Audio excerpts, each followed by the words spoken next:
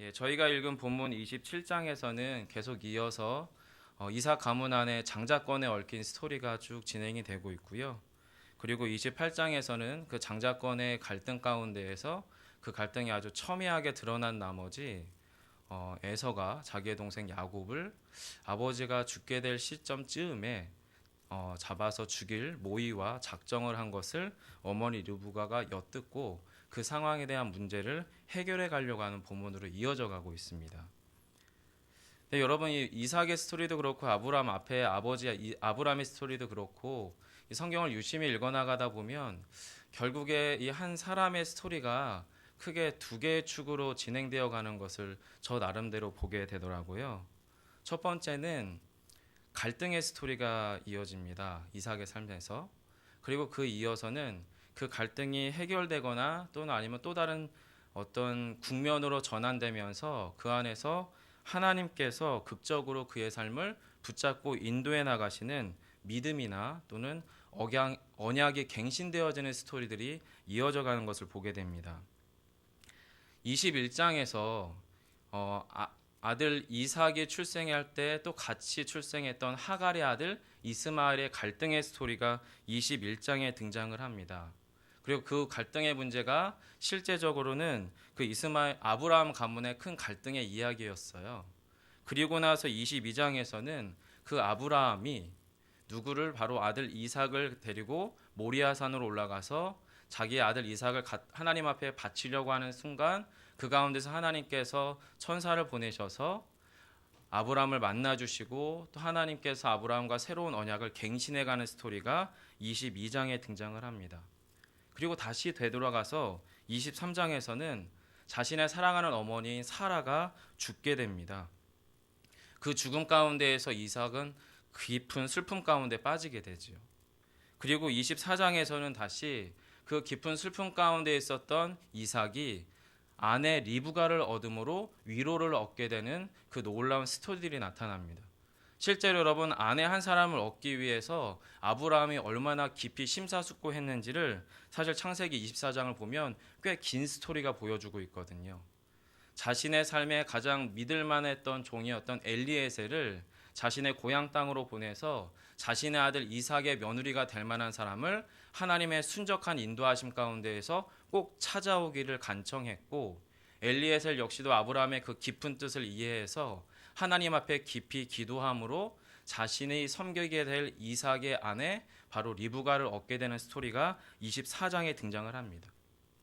그리고 다시 25장으로 넘어가면 또 이삭 가문 안의 갈등의 스토리 바로 아버지가 죽게 되죠. 아브라함이 죽게 되는 겁니다. 그리고 아브라함이 죽고 또 사라도 죽고 그래서 호롤단신으로 이 땅 가운데 혼자 남겨진 이삭이 26장에 가시면 르호봇의 하나님을 만나게 돼요. 자기가 거주하던 블레셋 땅 가운데에서 우물을 파던 것을 계속 양보하게 되죠. 여러분 고대 근동에서 우물이라고 하는 것은 자신을 포함한 가족들의 생명과 직결되는 삶의 현장이고 장소거든요. 또 자신이 가지고 있는 소유로 측정될 만한 소나 양 같은 것을 먹일 때에 물이 없다는 것은 곧 자신의 가뭄이나 자신의 가족이나 자신의 재산들이 다 멸족당하거나 또는 사라질 것을 전제하는 사건이기 때문에 사실은 이 우물을 블레셋 사람들이 메꿔서 또 계속 고집 부리면서 빼앗는 그 상황에서 뒤로 밀어 양보하는 것은 그렇게 쉬운 일이 결코 아니었습니다.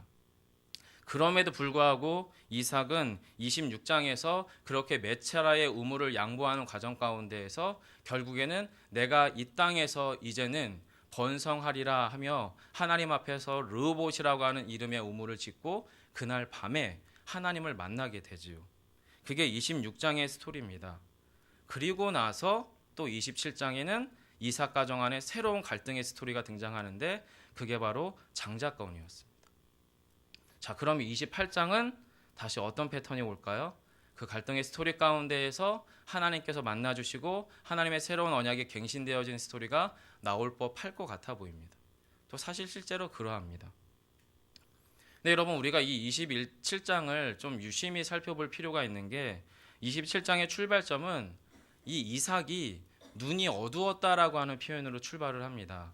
그리고 그 눈이 어두웠다라고 하는 표현을 저희는 성경적인 여러 가지 해석 가운데에서 가장 무의식적으로 영적으로 눈이 어두워졌다 이런 의미로도 사실은 그렇게 해석을 하기도 하거든요. 근데 이 본문 가운데에서는 저는 조금 다른 맥락이 좀 읽힙니다. 왜냐하면 장자권 사건 가운데에서 이삭과 야곱의 대화 또는 이삭과 에서의 대화 보면은 아버지 이삭의 그 화법이 너무 낯설고 차갑게 느껴져요. 무슨 말씀이냐면 특별히 이제 자신의 동생 야곱이 아버지를 속이고 축복 기도를 받고 나가자마자 아주 극적으로 에서가 이제 아버지께 별미를 갖다 드리면서 축복해달라고 이야기가 스토리가 풀어질 때에 그 가운데에서 제가 아버지라면 또 제가 하나님을 아는 사람이라면 에서에게 자초지정들을 설명할 것 같은데 에서야 너가 그렇게 분내고 억울해하고 슬피 울 것이 아니라 하나님께서 이 상황 가운데서 어떻게 일들을 이렇게 이끌어 가실 수밖에 없었는지에 대해서 네가 마음을 삼가 살펴서 회개하고 하나님께 좀 더 마음을 집중해야 되지 않겠느냐 이렇게 권면할 것 같은데요. 27장 어디에도 야곱에 대해서든 그리고 에서에 대해서든 마치 제3자의 입장에서 하나님의 예언을 전하는 예언자적인 태도로서 사실 27장이 쭉 풀어져 갑니다. 그래서 여러분이 읽으신 41절 위쪽에 39절과 40절은 사실은 자신의 사랑하는 아들 에서에게 할 만한 예언이 아니거든요. 제가 잠시 읽어드리겠습니다. 그 아버지 이삭이 그에게 대답하여 이르되 내 주소는 땅의 기름짐에서 멀고 내리는 하늘 이슬에서 멀 것이며 너는 칼을 믿고 생활하겠고 내 아우를 섬길 것이며 내가 매임을 벗을 때에는 그 멍에를 내 목에서 떨쳐 버리리라 하였더라. 축복이라기보다는 사실은 저주에 가깝습니다. 여러분이 만약에 아버지의 입장에서 이렇게 원통한 마음으로 울부짖고 있는 아들에게 축복 기도를 요청하는 그 아들에게 여러분 이런 39절과 40절의 저주에 가까운 예언을 하실 수 있겠습니까? 그럼에도 불구하고 이삭은 지금 그렇게 한 겁니다. 그리고 그 가정 가운데에는 여전히 그 문제 때문에 아버지 이삭이 마치 제3자처럼 또는 하나님의 그 예언을 대언하는 자처럼 너무나 타자의 입장에서 자신의 아들 야곱과 에서에게 예언을 베푼 그 상황 가운데에서 그 가정에 큰 위기가 잠재해 있음을 바로 41절이 이야기하는 거죠. 아버지가 곧 죽을 때가 가까웠다.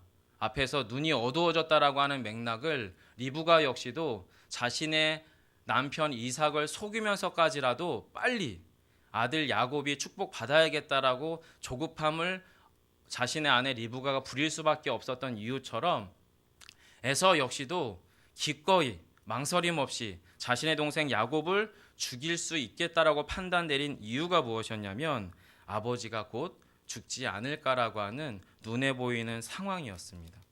그리고 여러분 이 41절에 이 에서가 야곱을 잡아 죽일 모의를 리브가가 듣게 되지요. 그리고 그 가정의 본질적인 문제가 무엇인지가 바로 42절로부터 쭉 나오는 겁니다. 여러분 42절을 여러분이 잠시 읽어주시기 바랍니다. 함께 읽겠습니다. 시작.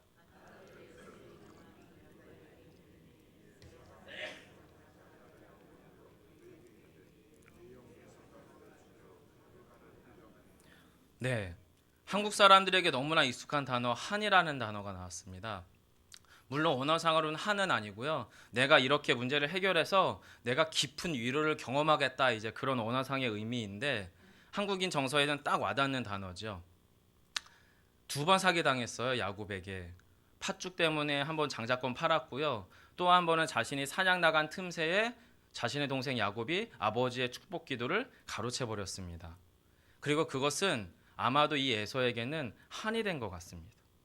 그 노함, 실패, 좌절, 동생에 대한 분노와 적대감이 그 마음 안에 똘똘 뭉친 나머지 그 가정 안에 본질적인 불화의 문제, 이삭 가문이 깨트려지는 그 심각한 문제의 본질적인 문제는 사실은 에서가 야곱을 죽이겠다라고 하는 그 결정 가운데 사실은 있는 거거든요. 이 본질적인 문제가 리브가의 귀에 들렸어요. 그래서 리브가는 그 본질적인 문제를 해결하기 위해서 이삭을 설득합니다. 그런데 이삭을 설득하는 방법이 너무나 교묘해요. 그게 여러분 46절인데요. 잠시 함께 읽도록 하겠습니다. 함께 합니다. 리브가가 이삭에게 이르되 내가 햇사람의 딸들로 말미암아 내 삶이 싫어졌거늘 야곱이 만일 이 땅의 딸들 곧 그들과 같은 햇사람의 딸들 중에서 아내를 맞이하면 내 삶이 내게 무슨 재미가 있으리까. 예, 저는 왜 리브가가 이렇게 이 본질적인 문제의 핵심의 중심에는 사실은 이 장남 에서가 야곱에 대해서 끊을 수 없는 적대감과 분노로 살의를 느끼고 있는 본질적인 문제가 있음에도 불구하고 그것을 살짝 덮는 표면적인 문제, 하지만 이삭 역시도 거기에 동의할 수밖에 없는 문제를 지금 46절에서 끌고 들어오고 있습니다. 뭐냐면 자신의 아들 장남 에서가 그 블레셋 땅 가운데 헷족 속의 딸들 중에서 며느리를 얻었고 또 아내를 삼았던 그 문제에 대해서 실제로 성경은 26장에서 리브가도 그렇고 이삭도 그렇고 깊이 근심했다라고 표현을 했거든요. 즉 부부가 이 에서가 결혼했는데 그 결혼한 며느리들이 너무 마음에 들지도 않았을 뿐더러 심히 근심거리가 될 만한 사람들이었던 것 같아요.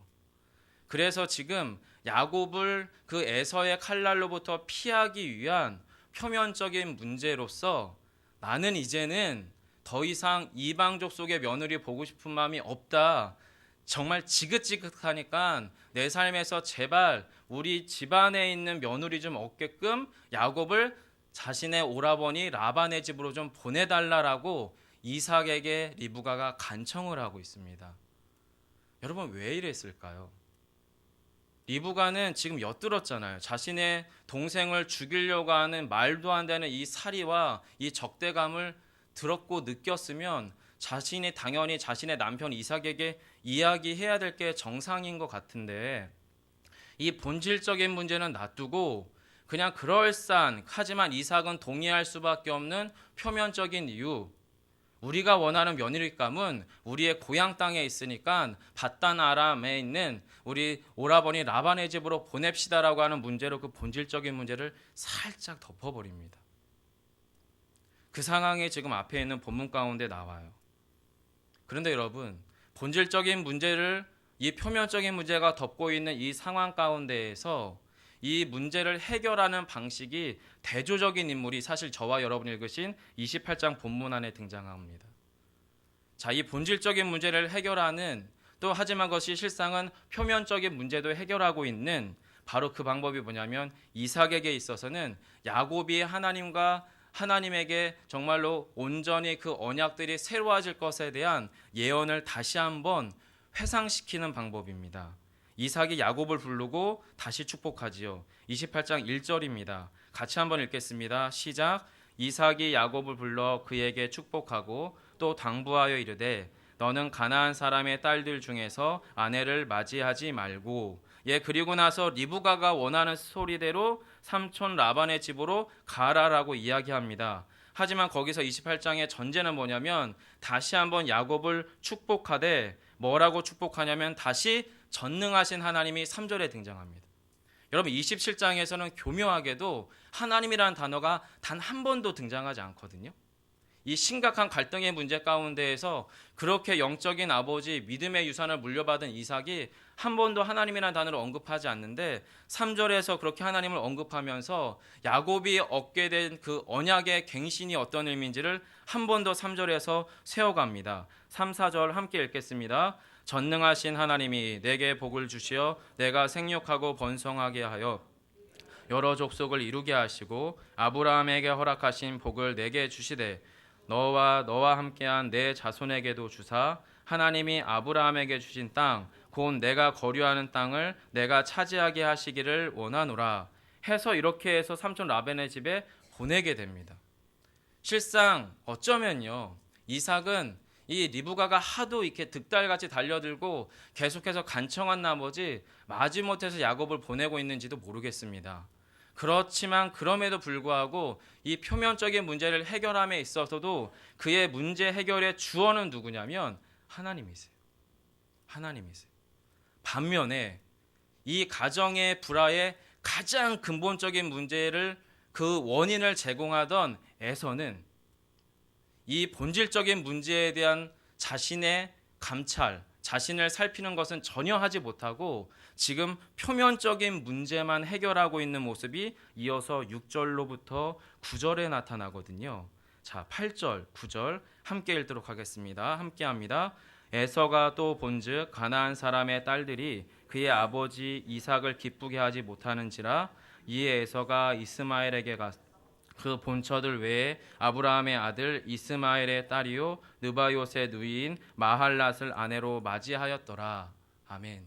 성도 여러분, 에서는 지금 분명히 이 부모님들이 불편해하는 감정이 자신이 가지고 있는 동생을 죽이고자 하는 적이 분노, 이 가정의 그 심각한 영적 위기, 자신으로부터 말미암았다는 것에 대한 문제의식은 전혀 없어 보입니다. 단지 지금 아버지가 자신이 얻은 아내들이 탐탁치 않다라고 하는 것을 느끼고는 자신의 동생이 했던 것처럼 자기 역시도 아브라함의 혈통 중에서 이스마엘의 딸을 아내로 맞이하고 있는 게 이 본문의 문제 해결 방식입니다. 여러분 아시잖아요. 아브라함이 언약의 혈통으로 언약의 자식으로 세운 사람은 이삭이고 슬프게도 이스마엘은 언약 밖에 있는 외인이지 않습니까? 그러나 이 에서에게는 그런 어떤 보이지 않는 영적 세계의 그 원리라던가 영적 세계에 대한 분별력은 사실 이 에서에게는 존재하지 않아 보입니다. 성도 여러분들, 우리의 삶에서 표면적인 문제는 뭐겠고 우리의 삶에서 가장 핵심적이고 본질적인 문제는 뭐겠습니까? 저는 두 개가 분리되지 않을 거라는 생각은 해봅니다. 경제적 문제, 관계의 문제, 어떤 우리의 삶의 실패를 경험하는 문제, 내 표면적인 문제지만 동시에 이것이 가장 본질적인 영적 문제가 될 거라고 저는 믿습니다. 언제요? 우리의 인생에서 주어 되시는 하나님이 생략될 때. 여러분, 이 가정 가운데 리브가와 이 이삭의 가정 가운데에서 어쩌면 있을 수 없는 일이 발생했어요. 그리고 그 문제를 리브가는 무슨 이유인지는 모르겠지만 표면적인 문제로 그 본질적인 문제를 덮어버려요. 왜요? 시간이 해결해 줄 거라고 믿으니까. 며칠 안 되면 이 멍청한 에서는 너에 대한 분노를 놓고 그리고 며칠 후에 내가 너를 다시 되돌려 보낼 테니까 곧 돌아와라 하고 며칠 동안만 삼촌과 함께 있으라고 했던 세월이 얼마냐면 자그마치 20년입니다. 여러분, 본질적인 문제를 해결할 때는 우리의 인생의 주어가 누군지에 대한 자기 고백으로부터 출발해야 될 줄 믿습니다. 그리고 표면적인 문제들로 우리의 본질적인 문제를 덮어버리려고 하는 실수를 저희가 범하지 않았으면 좋겠습니다.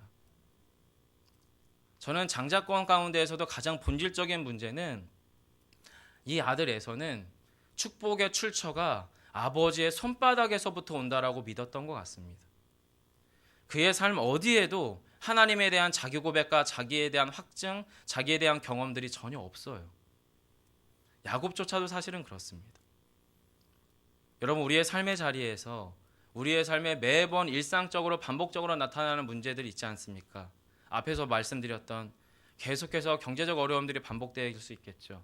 계속해서 관계의 문제가 반복될 수 있겠죠. 계속해서 자녀 양육의 어려움들이나 여러분의 삶에 지금도 기도 제목으로 가져온 그 표면적인 기도의 제목들이 있겠죠. 하지만 그 본질에는 우리의 인생을 주권적으로 이끌어 가실 그 하나님에 대한 우리의 순전한 고백이 꿈틀거리고 있느냐에 대한 확증이 우리 안에 필요한 줄 믿습니다. 말씀을 맺겠습니다. 결국에 야곱은 아버지 이삭의 삶처럼 실패도 경험하고 삶에서의 척박함도 경험하지만 그 가운데서 결국에 최종적으로 자신의 형님 에서를 제외할 때에는 이스라엘이라고 하는 이름을 얻습니다. 자신이 받아야 될 자신의 진짜 언약을 경험하게 되더라라는 거지요. 저희들의 삶의 이 자리 가운데 이 새벽 자리에서 저희가 구해야 될 것은 무엇이겠습니까? 무엇을 먹을까? 무엇을 입을까? 어떻게 살까? 표면적인 건 물론 강구하셔야겠지만 가장 깊숙한 그곳 가운데 내 인생을 주도적으로 이끌어 가시는 하나님을 만나시는 이 시간, 그리고 우리의 삶을 그 주님께 온전히 의탁하는 여러분의 신앙의 고백이 살아있는 이 기도의 시간 되기를 간절히 원합니다. 기도하겠습니다. 살아계신 아버지 하나님, 감사합니다. 또한 그러합니다. 아브라함의 삶도 이삭의 삶도 어떨 때는 마냥 부럽지만 그들의 실패의 스토리를 볼 때에는 저희와 별반 다르지 않아 보입니다. 하지만 그들의 삶 가운데에서는 하나님께서 만나 주셨고 하나님께서 말씀해 주셨고 그들의 삶을 주님께서 이끌어 가셨음을 봅니다. 주님, 소망합니다. 이 시간 이 자리 가운데에서 저희가 이삭의 아내 리브가와 같이 우리의 본질적인 문제는 따로 있는데 그것을 뭔가 표면적인 문제들로 그러할싸한 것으로 감싸고 감추는 것이 아니라 이 새벽 주님께만 아뢰일 수밖에 없는 그 기도의 제목들 가지고 주님 앞에 정직하게 나아갈 수 있는 저희 모두의 심령 되게 해 주시옵소서. 그리하여 실패는 경험할 수밖에 없겠지만 그 후에 우리 안에 주님을 향한 순전한 믿음의 고백이 회복되게 하여 주시고 아브라함과 이삭과 같이 우리가 주의 언약 백성으로 우리 안에 주께서 세우신 그 약속들이 우리 삶에서 순간순간 날마다 새로워지는 놀라운 역사 경험하는 모든 주의 사람 되게 하시기를 간절히 소망하오며 예수님 이름으로 기도합니다. 아멘. 하늘에 계신 우리의 아버지여,